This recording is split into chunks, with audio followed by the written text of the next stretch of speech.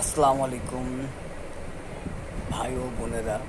আমি একটা কথা বলতে চাই, ভিডিওটা ধাক্কা দিবেন না, কথাটি মনোযোগ দিয়ে শুনবেন এবং কি আপনাদের ভালোর জন্যই বলতেছি। কিছু কিছু মানুষ আছে মা বাপকে বৃদ্ধাশ্রমে দেয়, কখনো এই ভুলটা করবেন না।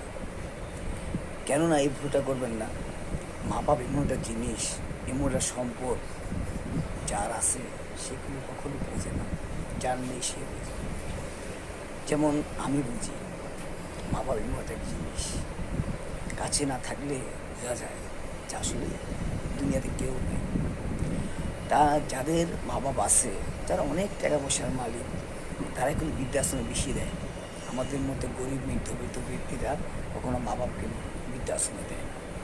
আমি সেই ধনী লোকদেরই একটা কথা বলতে চাই, আপনারা কখনো মা বাপরে বৃদ্ধাশ্রমে দেওয়ার চিন্তা ভাবনা করেন না।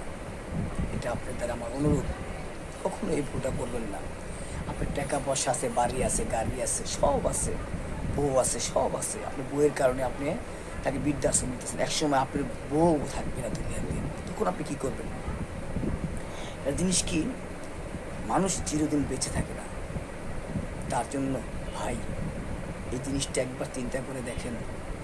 মা বাপ কি একটা অমূল্য জিনিস, আপনাকে খুব কষ্ট করে মানুষ করছে, খুব কষ্ট করে মানুষ করছে, না খেয়ে সে আপনাকে মানুষ করছে। মা বাপ আপনার কিন্তু এত কোটিপতি কিন্তু এমনি হয়ে যান না, আপনাকে পূর্বা বলে কোটিপতি না। আপনার মা বাপ কষ্ট করে না খেয়ে কষ্ট করে আপনাদের মানুষ করছে, খুব কষ্ট করছে। তা সে মা বাপকে কখনো আপনারা বৃদ্ধাশ্রমে দেওয়ার চিন্তা ভাবনা করবেন না, এটা আমার দ্বারা অনুরোধ। আপনাদের হজ করার ইচ্ছা থাকলেও ওটাই আপনাদের হজ, হজ কিন্তু সবার কপালে হয় না, এটাই আপনাদের হজ। আর কখনো বৃদ্ধাশ্রমে দেওয়ার চিন্তা ভাবনা করবেন না। আমি একটা জিনিস মনে রাখবেন, মা এমন একটা জিনিস আমি বুঝি, বাবা এমন একটা জিনিস আমি বুঝি। এলে আমার বাবা নেই, মা আছে। তাই বলছি ভাইয়া, কখনো এই ভুল করবেন না, বৃদ্ধাশ্রমে দেওয়ার চিন্তা ভাবনা করবেন না।